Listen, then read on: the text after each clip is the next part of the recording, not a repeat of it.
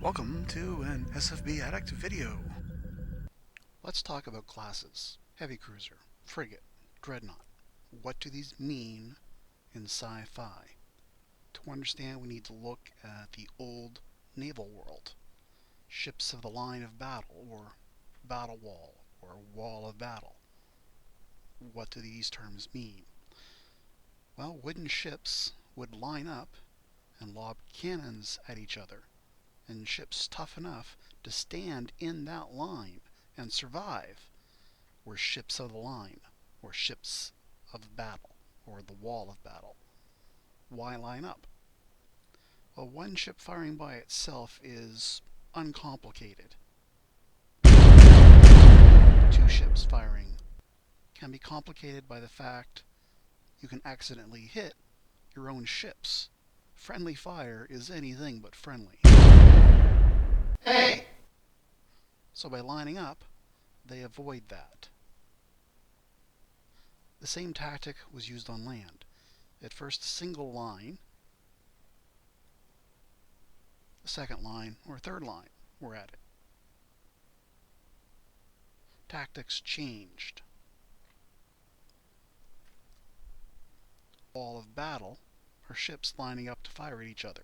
Ships not of the line are ships that couldn't take that exchange of fire. Ships of the line are also called capital ships. Ships that cost a lot to build, and if lost in battle, you lose the war. You can lose an awful lot of your ships in your navy, but if you lose your capital ships, you're done. Terms, unfortunately, change over time.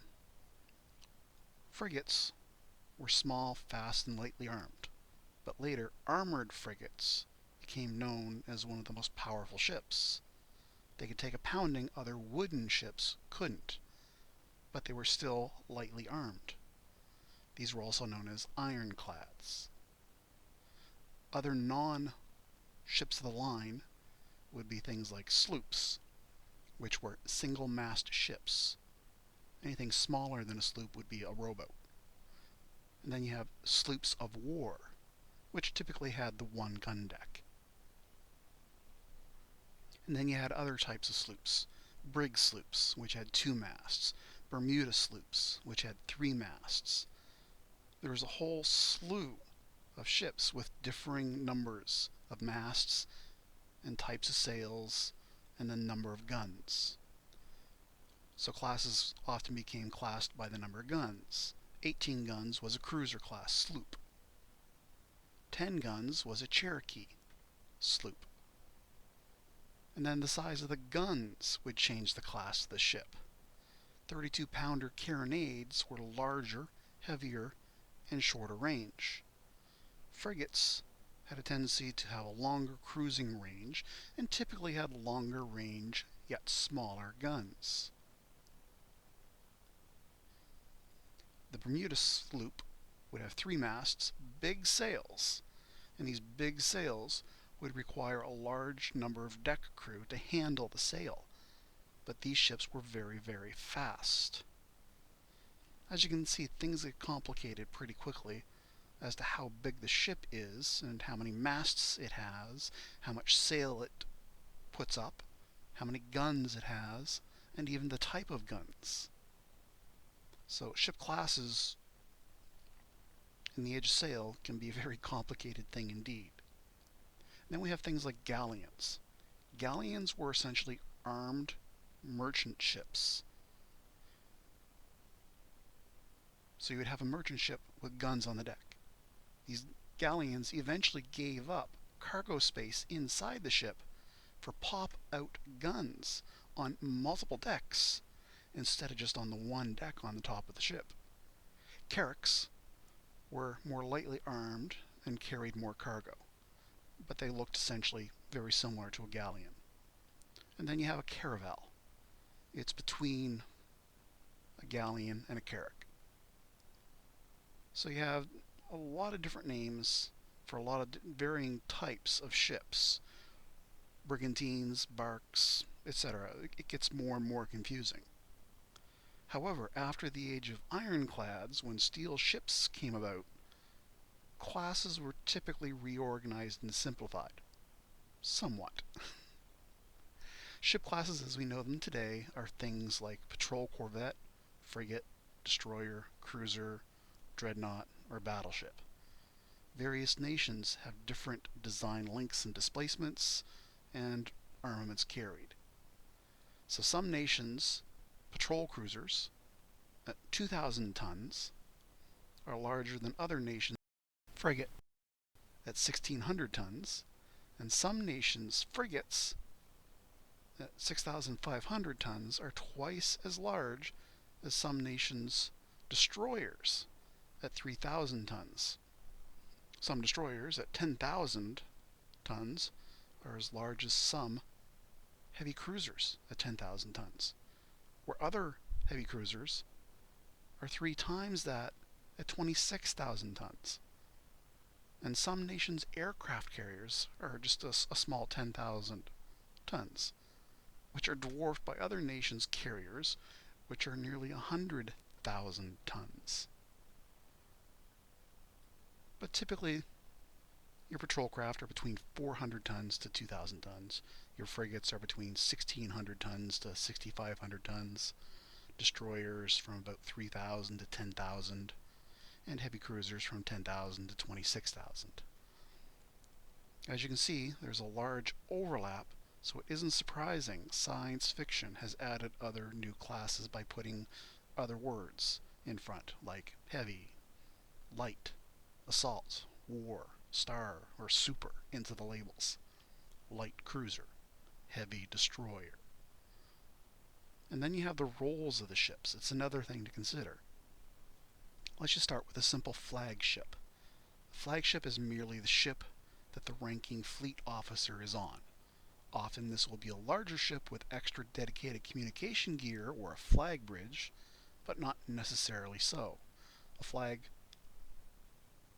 could be a simple destroyer. And then you have other ship roles like minesweeper and mine layer. Those are self-evident as to what they do, as is carrier. But escort is more complex. An escort is a duty, such as escorting cargo ships. But in the age of carriers, an escort became a role. Carriers are such high-value targets and such a large projection of a fleet's power that they never operate alone and are always escorted. So an escort could be a cruiser, a destroyer, a frigate, or a fleet of ships. And then you have the oddball trawler. A trawler is a civilian ship converted for military duty. A trawl is actually a type of fishing net. For instance, in World War I and World War II, a lot of civilian fishing vessels were retrofitted with a simple gun or two and added to some nations' military navies. And then you have the role of a scout. Any ship can be a scout. In science fiction, however, scouts are often special ships with special electronic warfare equipment, often at the expense of heavy weapons. Raiders. It's a simple role, pretty much a pirate, or a military ship going behind enemy lines and raiding civilian shipping. Capital ships. Those are typically your big ships above a destroyer. Things like your heavy cruisers, your battleships, and your dreadnoughts. Dreadnoughts, there's another thing. Dreadnoughts are special. Not in what the ships themselves were, but in that they had bigger guns. The first dreadnought in 1906 was a battleship that rendered all previous battleships obsolete to the class, or they became known as pre-DN. It was the first all-big gun ship and turbine propulsion. So bigger guns and faster propulsion is what a dreadnought was. So the HMCS Dreadnought changed the rules of the game. In a few years after the introduction of the HMS Dreadnought, other battleships with new production rendered the HMS Dreadnought itself obsolete with even newer technology. So cruisers are battleships, and the original Dreadnought is also a battleship, and the later post-Dreadnought battleships are stronger, faster, and more heavily armed than the original Dreadnought. So in science fiction, it is now custom for cruisers to be a standard warship, and dreadnoughts are larger and more powerful than a cruiser. And then you have battleships are bigger and more powerful than a dreadnought. It's a nod to the historical development. The original HMCS Dreadnought was a cruiser, or aka battleship, but it was stronger and faster than other battleships or cruisers of the era. Of course, not knowing to leave well enough alone, silly writers come up with superstar destroyers and the like. What is never brought up is that the bigger the ship, the more people there are to build it, the longer it takes to build, more people to operate it, more people to maintain it, which means more mouths to feed, and more cargo ships to keep that ship in supply, and more space on that ship dedicated to cargo, for food, and the cost to operate that ship. And more often than not, there is no practical peacetime role for such a ship, not to mention the extreme difficulty in repairing battle damage to such monstrous ships. The silliness continues with Death Stars and Planet Killers. Of course, only Star Trek seems to take ship names and then call it a class.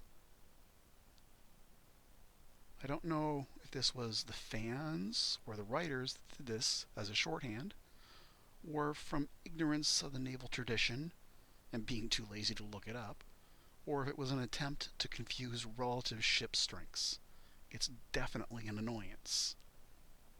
For all of you special effects starship creators and science fiction script writers out there, for the love of sanity, stop calling ship classes after insert name here and start calling them patrol cruiser, frigate, destroyer, heavy cruiser, dreadnought, and battleship.